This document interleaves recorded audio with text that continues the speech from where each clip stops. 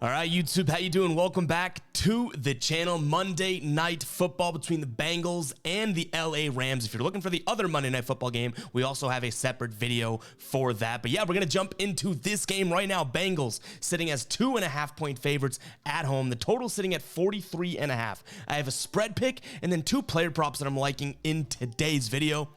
And I'll be honest, I'm using the term liking sort of gently there and generously because I don't know how much I love this matchup or this game here. But nonetheless, guys, go ahead and hit that subscribe button. Hit that like button as well. We're rolling towards 30,000 subscribers. Come on now. 30,000 of you psychos? Let's go. Can't get there without you guys. So if you're not subscribed yet, make sure to go ahead and do so. And before we do get into the video, I want to let you know that this video is brought to you guys by Outlier, my favorite sports betting research tool on the market, especially when it comes to finding player props and looking at player trends and everything like that. If you can understand that green means good and red means bad, you can profit with Outlier, guys. Go check it out. You get 7 days free with the link in the pinned comment. Now let's go ahead and jump into this game. We'll start with the spread pick, and don't mind the crazy hair. It's been a long week, but we got another video to do here. We got the Bengals in terms of what I'm liking. The Bengals minus the 2.5 points. It's crazy. Sounding the psycho alert alarm. I get it. This team has looked like absolute dog crap, okay? They haven't looked great. They lose to Cleveland in week 1 in what was a sloppy game. Week number 2, they play the Baltimore Ravens close, lose 27-24. And the Bengals are notorious for slow starts, right? And the Rams are 1-1 here. They've actually looked decent against San Francisco, as good as you can look against that team. Then they look good, scoring 30 points in week number 1. But the reason that I'm looking at the Bengals is because I feel like at some point, things have to click. So I'm trusting this big old gut here. I do think that they're, in terms of who's on the team, they are the better team. Now, Joe Burrow is questionable, so if Joe Burrow isn't a go, we probably strip this one. But I do think that at some point they have to click. I don't think this Rams defense is all that great, though, playing San Francisco and they can score on pretty much anybody.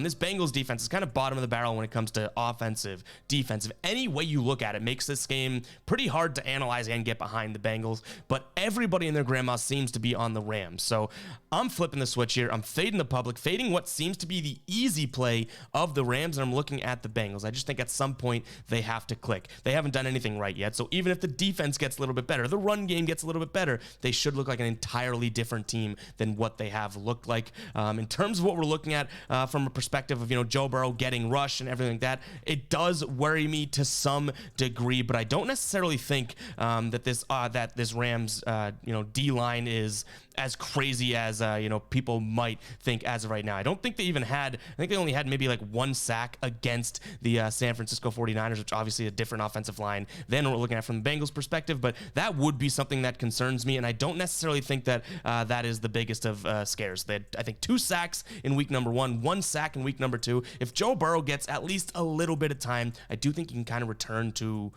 being a really good quarterback. So again, we sounded the psycho alert alarm. We're going off of, we're almost hypothesizing that the Bengals can snap back to reality here. If they don't, then yeah, we're gonna have to really think long and hard about ever taking the Bengals again until they prove something to us. But I think it's a good spot for them at home in prime time. Give me the Bengals minus the 2.5 points. And you can tell, guys, by the way I'm even talking about it, if you guys are on the Rams, I don't really mean for this to be a video that talks you out of the Rams per se. I already told you I don't love much in this game, but we want to talk about it. It's a Monday Night Football matchup. It could be a good game, but in terms of betting, there's some tough spots here. So, don't hate on the pick of the Bengals. I understand how crazy it is, but I do think it's a good spot for them. I think they match up well, and I think this is a get-right spot for the team. Now, in terms of the player props here, we'll start with Joe Mixon. I do think he scores a touchdown. Obviously, if the Bengals are going to kind of get back to what they do, Joe Mixon has to get somewhat involved. He does, and though obviously Christian McCaffrey is phenomenal, we did see Christian McCaffrey run all over this Rams defense. 20 attempts for 116 yards and a touchdown, and his longest run was a 50-yard rusher, 51-yard rush. And then in terms of what Kenneth Walker did against this Rams defense as well, it wasn't all that great. 12 rushes for 64 yards, but still didn't look like it was all that tough for him, and it didn't really seem like Seattle was relying on him all that much. Geno Smith throwing it near 30 times. So I think Joe Mixon can get right here and just score a touchdown. He doesn't even have have to have a good game, but if the Bengals offense moves even an inkling, get down to the goal line, let Joe Mixon punch one in. Now, our next play, and this is another one that I could get some hate for, we do have Puka Nacua. Under 65.5 receiving yards. Obviously, the rookie has been off to an incredible start. He's literally getting targeted like every single play, it seems, and he's been killing it as of late.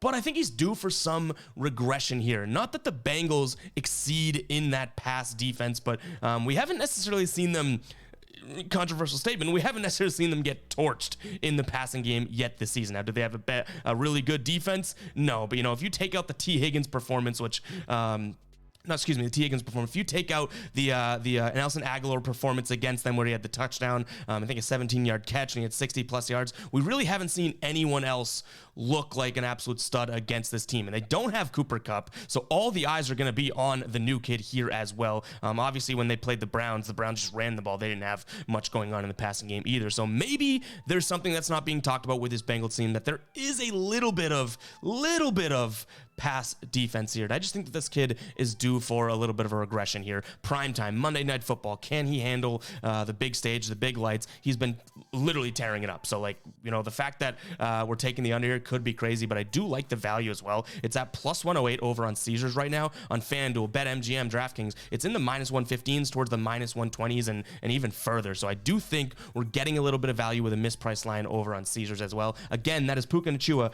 under 65.5 receiving yards. And guys, that is all we have going on in the game. Feel free to fade me like I always say. This is a tough one. We're not going to have gems of games every single Monday night. I think the Tampa Bay and the Philadelphia game that's on just before this game is going to be an awesome game.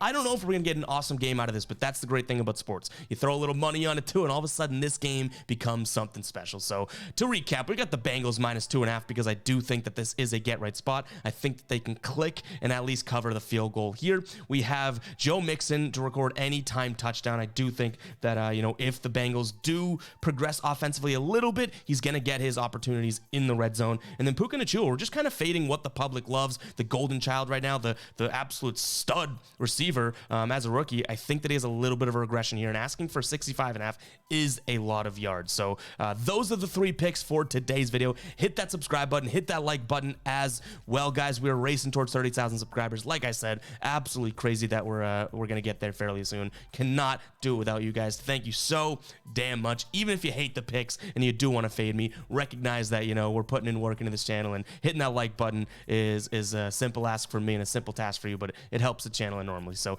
if you can find it in your heart to hit that subscribe button and hit that like button, go ahead and do so, and we'll catch you guys in the next video. All right, peace out.